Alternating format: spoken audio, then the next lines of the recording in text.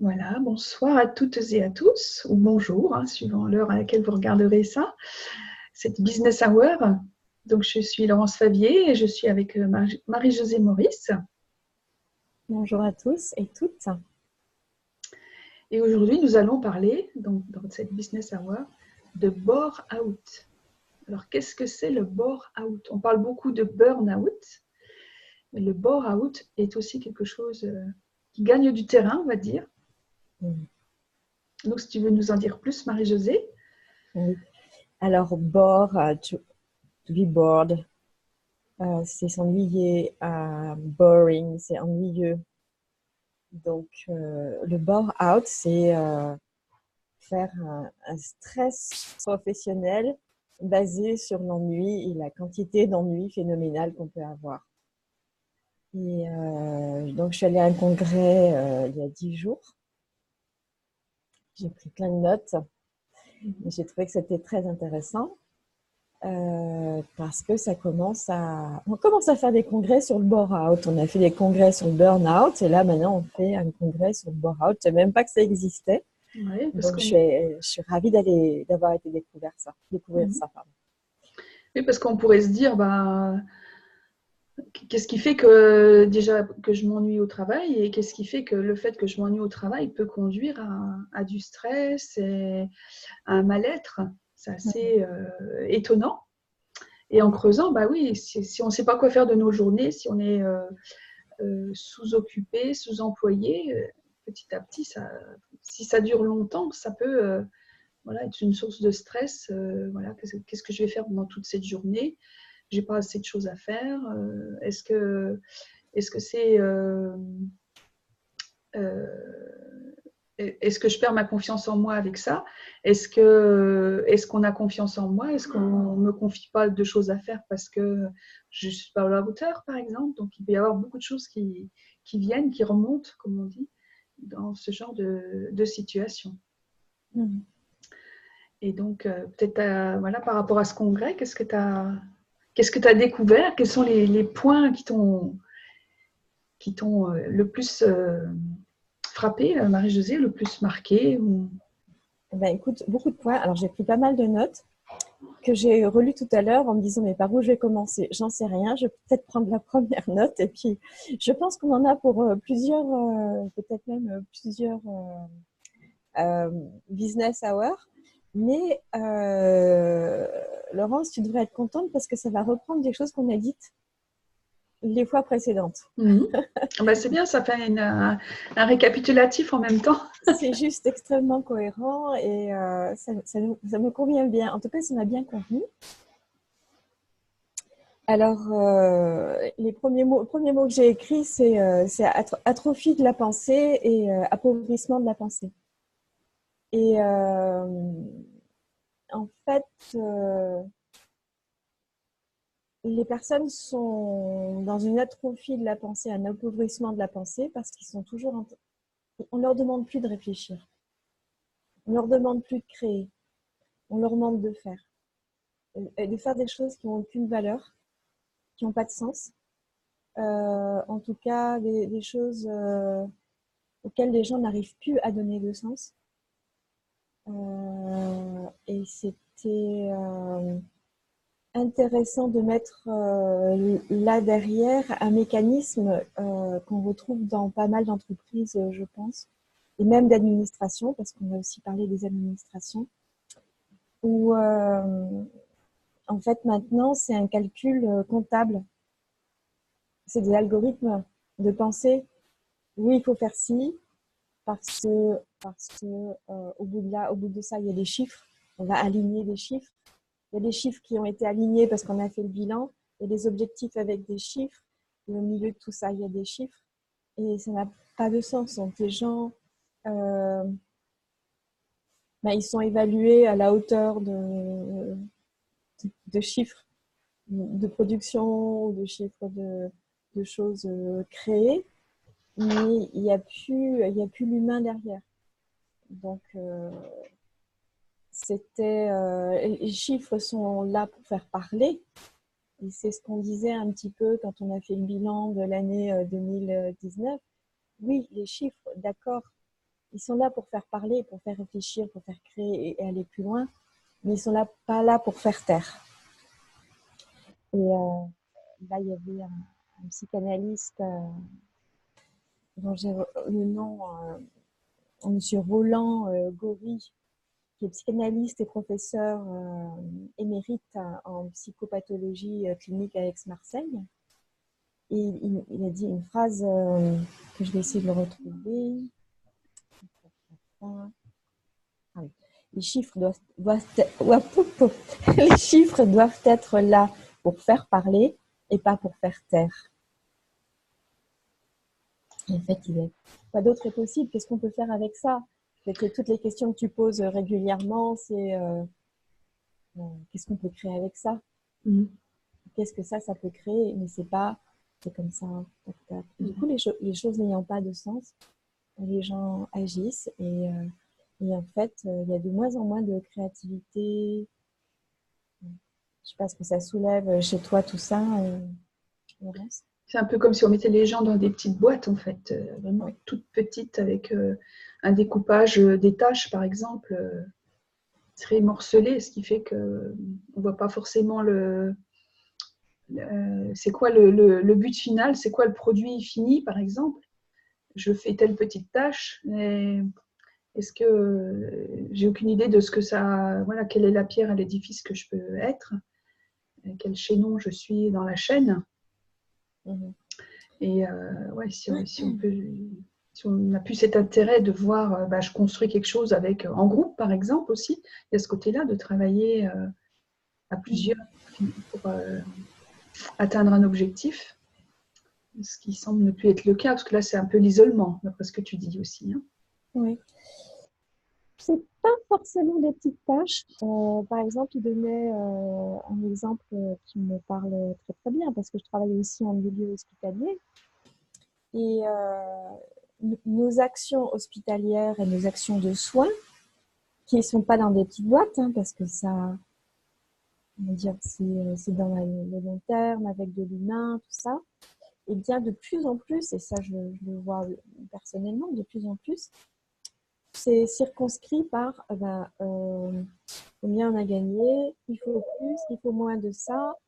Et bien que notre tâche ne soit pas séparée, qu'on soit avec d'autres personnes et qu'on soit en équipe et qu'on fasse un travail collectif dans un service et dans des services, et dans tout un système hospitalier, on voit bien que de plus en plus, c'est la logique comptable qui prend le pas sur ça a du sens de faire ça, non, on ne peut pas parce que tac, tac, on aligne les chiffres. C'est au-delà de simplement faire un petit boulot où on s'ennuie, c'est plus tout à fait la capacité d'amener son point de vue qui peut enrichir, parce que de toute façon, on va se retrouver confronté avec les chiffres. Oui, on a besoin des chiffres. Mais j'aimais bien son expression quand il disait les chiffres ne sont pas là pour faire taire. C'est-à-dire c'est les chiffres qui gouvernent. C'est les chiffres qui gouvernent. C'est l'algorithme qui gouverne, le contrôle, la gestion. Et du coup, il n'y a pas de créativité là-dedans, il n'y a pas forcément de sens. Oui, il faut par exemple réduire les dépenses au maximum, donc on va plus faire telle ou telle chose, mais ça n'est pas forcément très logique. Et par contre, ça a un impact sur les gens qui sont dans l'équipe ou dans le service.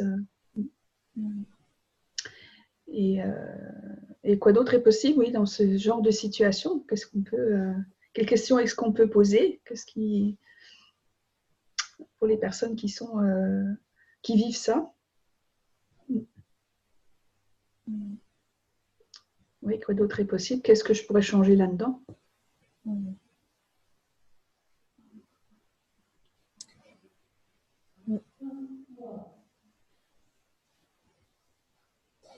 Donc, je peux reprendre mes notes parce que du coup, oui. Je continue comme ça parce que autrement, je vais trop réfléchir. Je n'ai pas envie de réfléchir.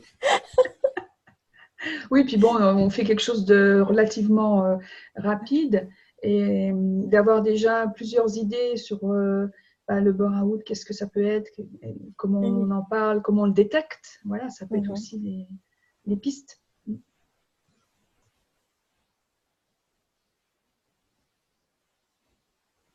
Voilà, disait donc il y avait pas mal de choses qui se faisaient aussi en entreprise par beaucoup de notes techniques, de normes, de notes techniques. Et il faut suivre la méthodologie, il faut suivre ça. Et c'est comme ça que c'est calculé pour que ce soit le plus adéquat possible. Mais c'est pas forcément de sens parce que ça laisse pas place au ressenti, à la créativité, comment dire, à la perception des choses comme elles sont dans l'instant présent, parce que les choses, elles semblent immuables, mais non, une entreprise, c'est pas un bloc, un blocos où rien ne bouge, c'est quand même toujours en mouvement, parce qu'il y a le monde extérieur à l'entreprise qui influe des choses, et puis les gens qui travaillent aussi, c'est toujours en mouvement. Ça veut dire que c'est comme ça et c'est pas autrement. Il n'y a aucun mouvement. Et je pense que ça même, en faisant ça comme ça, ben, c'est un souci de rentabilité et pourquoi pas, et de qualité. Et sûrement qu'on a évité des choses complètement inutiles en faisant ça.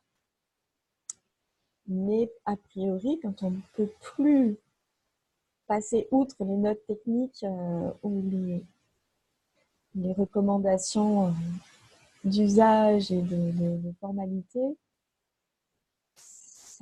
ça perd de la souplesse, ça perd de la réactivité, ça perd des possibilités, je pense.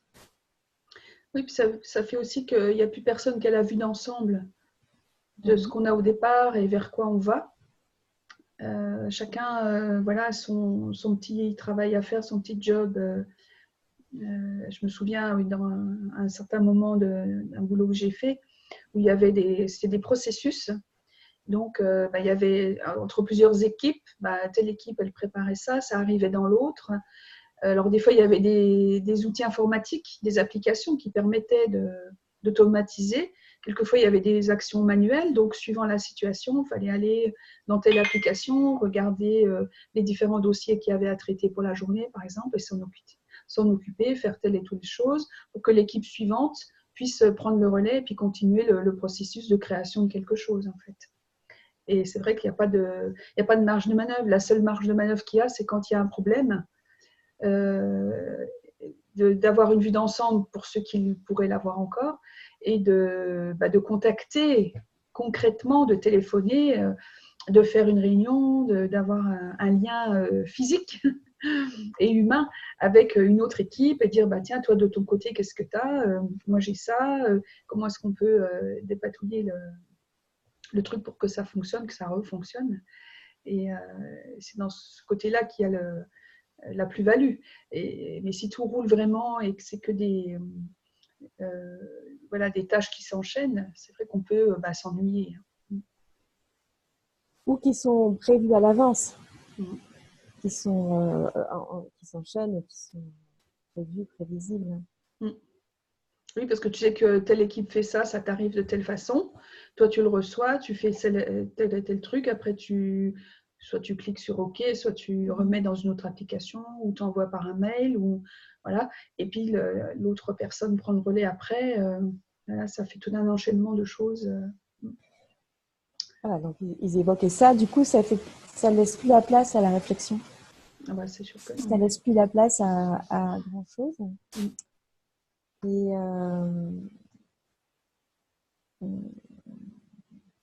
l'appauvrissement, c'est ça. Dire que même si on fait des erreurs, ou si on n'est pas parfait, après, on met en route d'autres mécanismes pour que ça avance. Et ça bouge. Et même une erreur peut être créatrice de quelque chose. Combien de fois on a vu des choses qui ont été créées et générées et qui sont des trucs absolument géniaux parce que ça a démarré par une erreur. Mais s'il n'y a plus d'erreur du tout et que tout est bien borné, tout est bien dans le cadre, même si on travaille beaucoup et qu'on n'est pas là à s'ennuyer à rien faire, ça J'aime bien ce mot, l'atrophie de la pensée, l'appauvrissement, quoi. Oui, parce que c'est le contraire de l'épanouissement, en fait. Oui, c'est ça. On est dans un truc où oui, on n'a plus besoin de réfléchir, on crée rien de spécial. C'est vraiment la routine. Routine.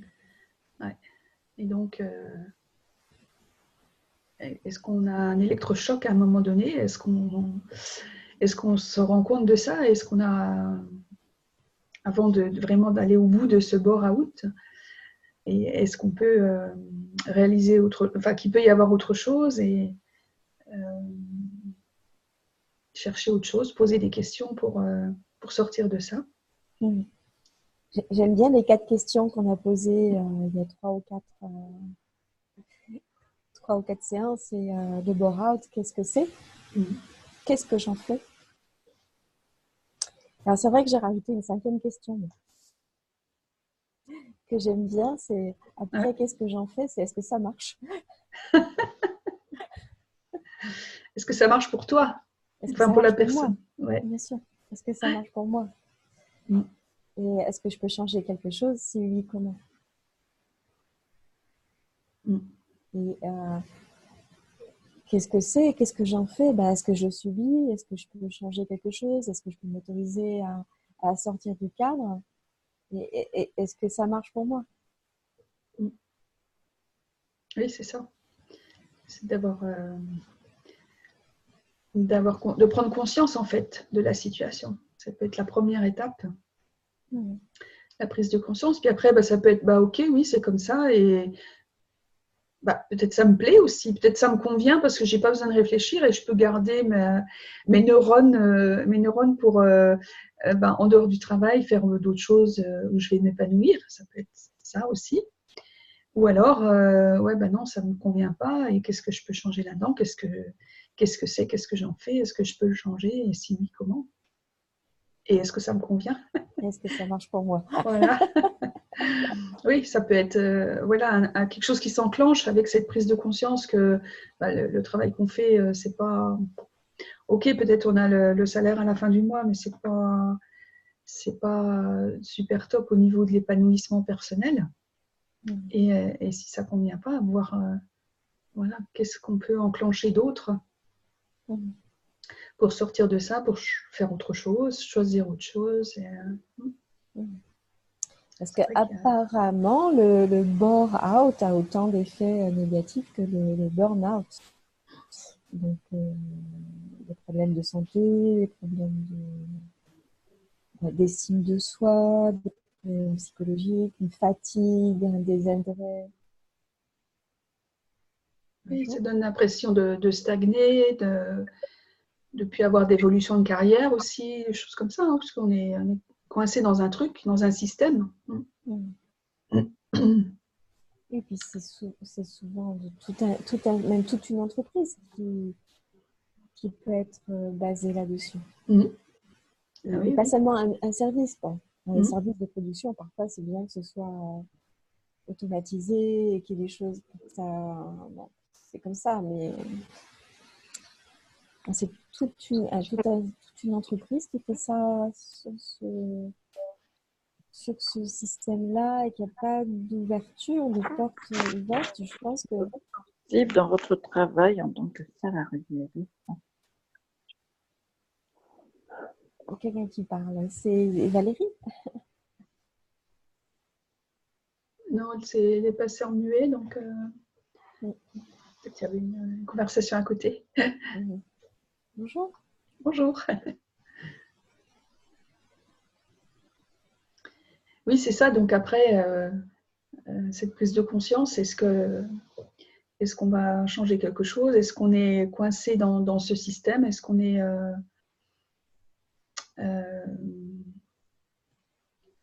vraiment... on peut se sentir complètement rabaissé aussi. C'est l'estime de soi qui en prend un coup. Et les journées, dans ce cas-là, peuvent paraître longues. Même si on est occupé à quelque chose, c'est vraiment vivement ce soir ou vivement vendredi soir, que la semaine soit finie. Et en même temps, il y a la productivité, il y a la concurrence, il y a pour l'entreprise au niveau d'une manière générale, il y a des enjeux peut-être économiques qui sont là, qui font que cette organisation est là. Et au niveau du management, comment détecter ça aussi? Parce que mettre en place des procédures pour améliorer la productivité, par exemple, ok.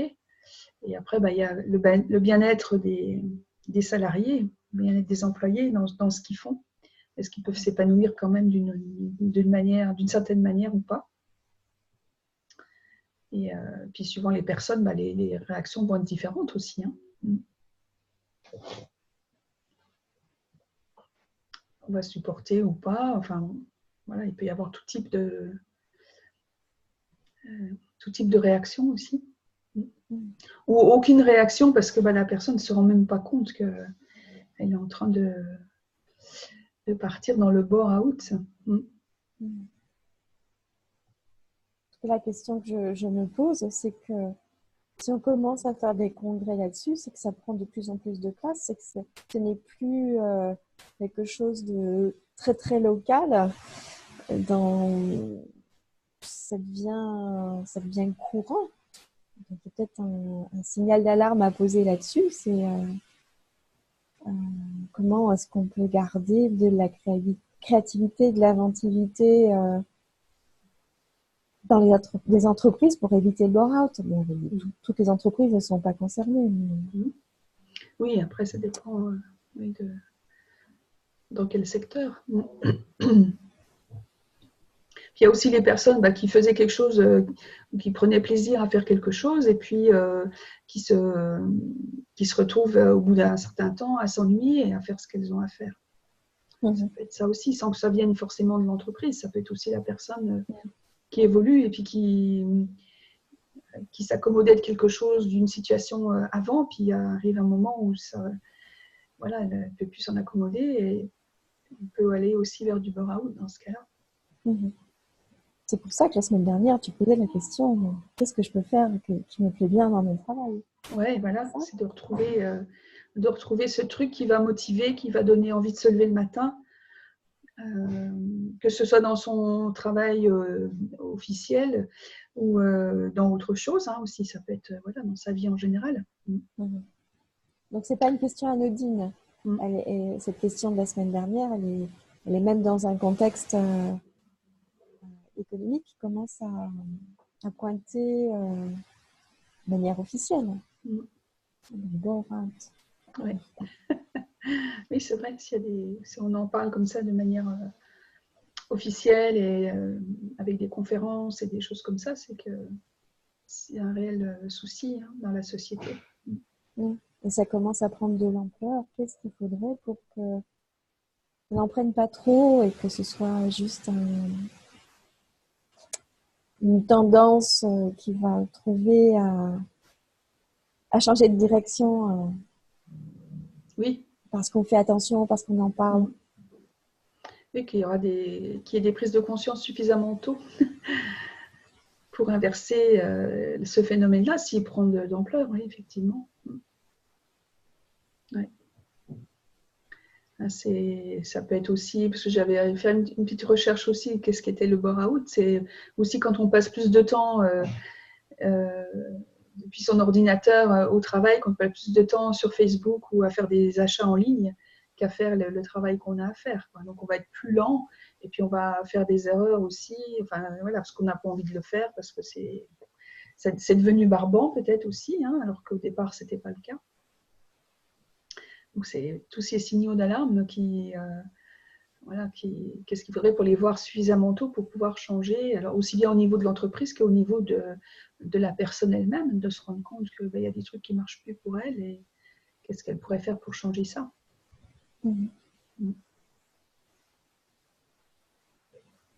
Est-ce qu'il y a des commentaires, d'autres idées autour de ça, du bore-out, donc l'ennui, le fait de s'ennuyer tellement qui fait que on peut être en stress par rapport à ça. Il n'y a pas de commentaires, j'ai encore plein de petites lignes à lire. Oui, vas-y. Il disait aussi qu'il y avait une perte de communication entre les gens qui était due au nombre de mails qui étaient envoyés. Et que avant, plutôt que de prendre le téléphone ou d'aller voir la personne dans le service à côté, on faisait ça. Maintenant, c'est plutôt, je t'envoie un mail. Quand on n'en reçoit pas 500 ou 600 par jour, parce qu'il y a des gens qui sont burn-out à cause de la quantité de mails qu'ils reçoivent dans la journée qui les empêche de travailler pour le reste. Mais, indépendamment de la charge de travail que c'est aussi plus de contact. Oui. Oui, on est dans son bureau et on va envoyer un mail au voisin, quoi, à la pièce à côté. Isabelle, tu voulais dire? Oui, je fais du coaching dans les grandes entreprises en art coaching. Et souvent, à la dernière fois, il y en a un qui, à la fin de la journée, a dit, puisqu'on était en équipe, c'est du travail de cohésion d'équipe, les gens qui justement communiquent uniquement par mail, ils sont dans des open space, ils se croisent mais ils savent même pas qu'ils sont dans la même équipe. Et il y en a un, il a dit, ça fait 2 ans que je suis dans l'équipe, que je communique avec tout le monde par mail, et c'est le premier jour où je vous découvre vraiment. Ça, c'est vraiment un problème. Et ils commencent à en prendre conscience puisqu'ils nous font intervenir, puisqu'on est 4 personnes dans l'équipe, on intervient pour faire de la cohésion d'équipe. Et commence à. Donc là, il y avait Bouygues Immobilier, il y a Bouygues Téléphone, enfin Bouygues, il est pas mal là-dedans. Parce qu'il s'est rendu compte que les équipes, il n'y a plus d'équipe en fait. Les gens, ils ne savent même plus. Là, ils s'envoient des mails, oui, ça communique par mail. Alors que il a croisé la personne, mais il ne savait pas qui c'était. Donc, c'est assez impressionnant. Donc, ça rejoint ça. Même s'ils ne s'ennuient pas forcément, parce qu'ils ont plein de choses à faire, mais ils n'arrivent plus à travailler correctement. Oui, le fait de ne pas connaître son collègue ou ses collègues, oui, ça peut être aussi déroutant, quelque part, de ne pas connaître physiquement la personne, de ne l'avoir jamais rencontrée, surtout si la personne n'est pas loin, quoi. Bon, après, si c'est à l'autre bout du monde, il y a des moyens avec la visio et tout ça, on peut au moins connaître voir la personne sur un écran, mais voilà, c'est mieux que par mail. Ouais.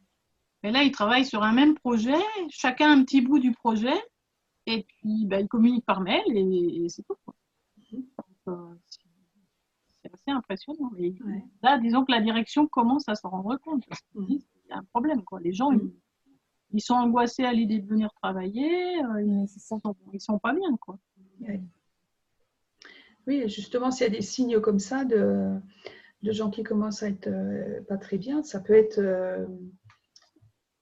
le bien-être au travail, la cohésion d'équipe, ça peut être aussi des choses qui peuvent améliorer ça, en permettant aux gens de se rencontrer, d'échanger, de revenir avec des relations humaines, pas uniquement par machine interposée. Oui, mais il y a des choses qui se sont perdues parce qu'à la fin de la journée, ils étaient arrivés à se dire finalement, on va aller manger tous ensemble une fois par trimestre.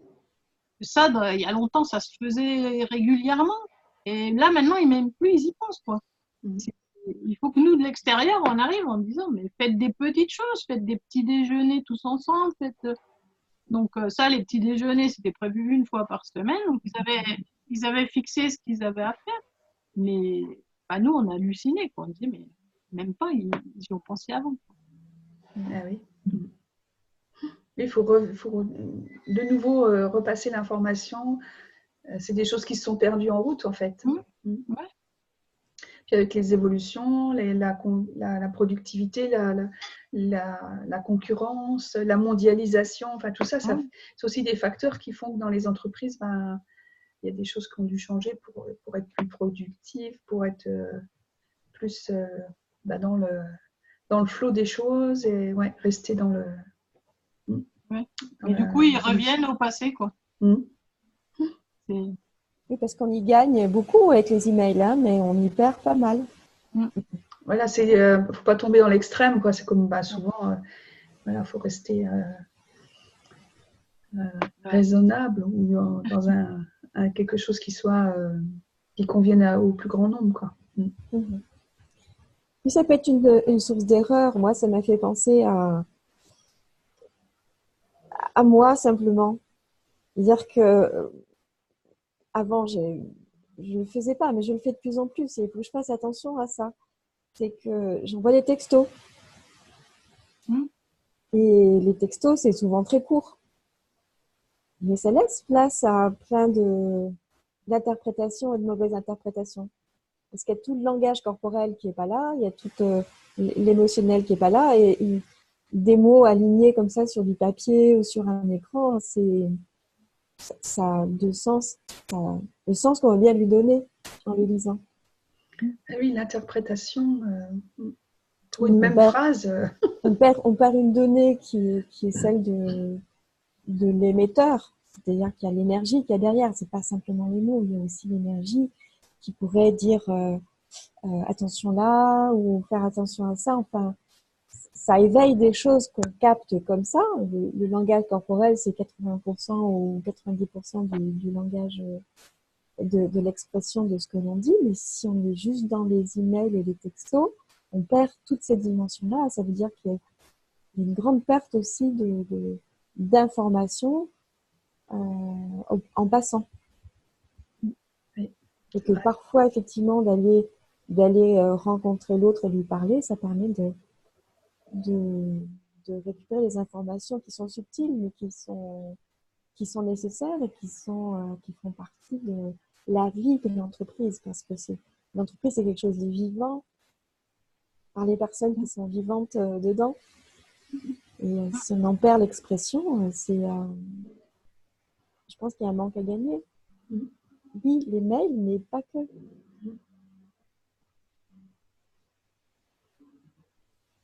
Oui. Alors, est-ce qu'on peut changer quelque chose? Si oui, comment? Comment on change? Qu'est-ce qu'on peut choisir d'autre? Qu'est-ce qu'on peut choisir d'autre? Qu'est-ce qu'on peut choisir? À quoi est-ce qu'on peut être attentif? Donc, une des choses que les entreprises font, c'est prendre justement des prestataires qui vont venir de l'extérieur, qui vont avoir un regard extérieur, un regard différent, un œil neuf sur la situation, qui vont pouvoir proposer des choses que peut-être au sein de l'entreprise, on ne voit même plus, parce que ça a évolué, il y a des choses qui se sont perdues. Voilà, et quel rôle on peut avoir par rapport à ça aussi. De faire ressortir des points et de proposer des choses, petites ou grandes, hein, peu importe. Le tout, c'est de faire changer la situation. Et que les personnes soient mieux. Moi, je l'ai dessiné. Ouais. Non, tu les fais dessiner. Tu les fais dessiner. Sur une grande feuille, ils dessinent leur équipe. Et ça marche bien. Ils adorent. Bon, après, ça fait partie de toute une journée de travail, de coaching avant. Voilà. Mais ils finissent par il y a le dessin, puis après, ils finissent par le compte rendu de la journée. Et là, on voit des gens qui communiquent entre eux, qui sont heureux de faire des trucs, tout au pastel, tout avec les doigts. Bon. Ah ouais, c'est sympa. C'est une idée.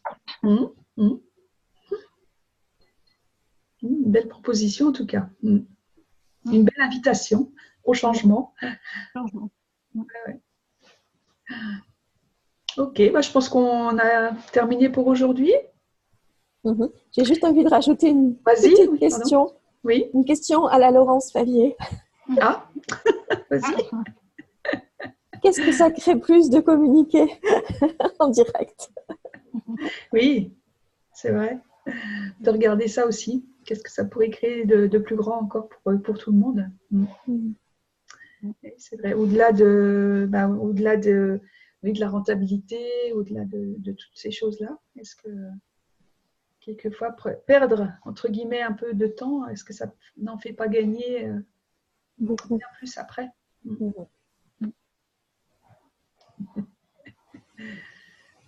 Ok, merci beaucoup.